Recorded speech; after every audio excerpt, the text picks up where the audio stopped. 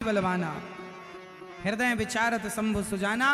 भगवान की इच्छा बड़ी प्रबल है। शंकर जी ने माता सती का परित्याग कर दिया, क्योंकि तुमने मेरी उस माँ का रूप बनाया जिस माँ को मैं सदा अपने हृदय में बसाता हूँ।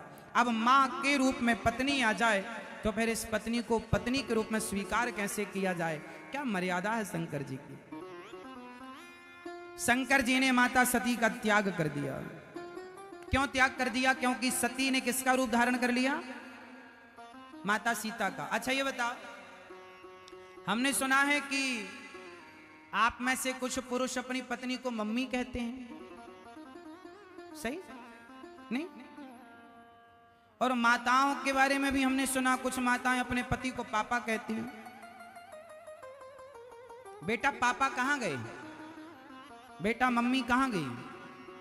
आप तो ये कहते ही नहीं कि बेटा तेरी मम्मी कहां गई। जल्दी इतनी होती है आपको कि आप कहते नहीं कि तेरे पापा। तो अब क्या समझा जाए? बेटा पापा कहां गए? तो किसके पापा?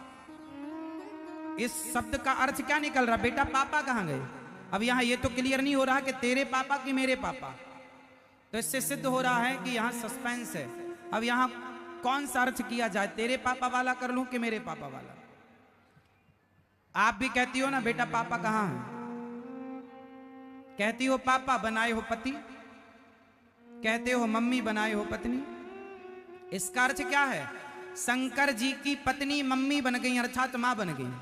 तो शंकर जी ने, इसका अर्थ यह निकला कि जब आपकी पत्नी आपके बच्चों की मां बन जाए, जब आपकी गृहस्थी में आपके बच्चे बड़े बड़े हो जाएं, 10 साल 12 साल 15 साल 20 साल का बेटा और बेटी हो जाएं आपके, तो अब आप लोग अपने पति पत्नी दोनों गृहस्थी में रहकर भोगी नहीं योगी बनना सीखिए। अब बच्चे बड़े हो गए हैं, अब रहो गृहस्थी में, पर अब स्त्रियों को मातृभाव से देखना स्टार्ट कर दो।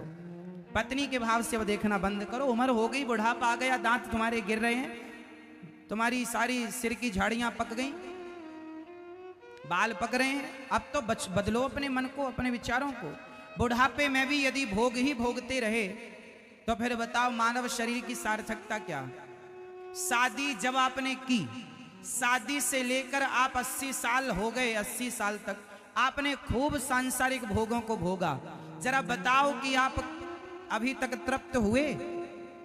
अभी 100 साल की उम्र और मिल जाए आपको इन भोगों के लिए तो भी आप तृप्त नहीं हो पाएंगे। इसलिए उम्र हो चली है, अब बहुत संसार का आनंद सुख देख लिया, अब धीरे धीरे नाता संसार से तोड़कर गिरधर से नाता जोड़ना शुरू करो, भगवान से रिश्ता जोड़ना।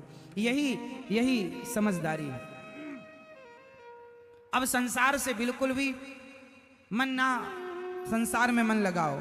शंकर जी ने माता सती से मन हटाया और 87,000 वर्षों की अखंड समाधि लगा ली। बीते संवत्सर 87,000 साल के लिए भगवान शंकर ध्यान में चले गए। और शंकर जी जब बोले मन से, सती अब इस शरीर से तुम्हारी भेंट नहीं होगी, तो आकाशवाणी होगी, वाह शंकर जी, आप जैसा त्याग आप ही कर सकते हैं। सती माता को लगा कि शंकर जी ने हमें त्याग दिया। पूछा बार बार, हे भोलेनाथ क्या मन में संकल्प लिया आपने? आकाशवाणी ने क्या कहा? शंकर जी ने कोई उत्तर नहीं दिया। माता सती सेवा करती रहीं और सेवा के साथ साथ भगवान शंकर समाधि में डूबे रहे। सालों तक शंकर जी ध्यान करते रहे भगवान का, श्रीमन नारायण का ध्यान करते रहे, ध्यान करते रहे। एक दिन समाधि खुली। अब यहां गोस्वामी जी लिख रहे हैं कि जलुपय सरिस बिकाय। अच्छा ये बताओ, पानी क्या पानी दूध के भाव बिक सकता है? हाँ या ना में उत्तर, हाँ या ना में उत्तर। नहीं, ये मैया कह रही है नहीं। आप क्या कह रहे हैं? हाँ। पीछे वाले भक्त क्या कह रहे हैं? हाँ या ना? नहीं। कुछ लोग कह रहे हैं नहीं बिक सकता, कुछ लोग कह रहे हैं बिक सकता है। अरे भैया, पानी भी दूध के भाव बिक सकता है तब जब पानी को दूध में मिला दिया जाए। यदि संगति दूध की मिल गई पानी को, तो पानी के भी बल्ले बल्ले हो गई। पानी भी किसके भाव? जोर से, पानी किसके भाव? अच्छा ये बताओ, पानी को दूध से जोड़ दिया तो पानी दूध के भाव बिक गया। पानी की कीमत बढ़ गई और पानी को निकाल कर जरा नाले में डाल दिया और फिर वो पानी आप बेचो बाजार में, बिकेगा? पानी तो पानी था, लेकिन पानी दूध से जोड़ा तो कीमत बढ़ गई और नाले से जोड़ा तो कीमत खत्म हो गई। संगति बहुत मायने रखती है। आप अच्छी संगति करेंगे तो आपकी कीमत बढ़ जाएगी, वैसे जैसे पानी की बढ़ गई दूध की संगति से, और पानी की घट गई, गंदी कीचड़ में पानी जमीन पे गिर गया, कीचड़ हो गया, कोई कीमत नहीं। तो आपकी कीमत बढ़ जाती है संग से। अच्छी संगति करो। लेकिन जो पानी दूध में मिलता है उसमें नींबू निचोड़ दिया जाए तो नींबू का काम क्या है? वो पानी पानी अलग कर देगा और दूध दूध फाड़ देगा, अर्थात थक्का बना देगा। हाँ या ना? नींबू, अच्छा बताओ मैया, सबसे खट्टा क्या होता है? ये रामचरितमानस में लिखा है, इसलिए हम बात कर रहे हैं आपसे। जल्दी बताओ, सबसे खट्टा पदार्थ क्या है? सबसे खट्टा क्या बताओ आप लोग? पति? पति सबसे खट्टा है। सबसे खट्टा आप बताओ। नींबू आप बताओ। दही आप बताओ। छाछ आप बताओ।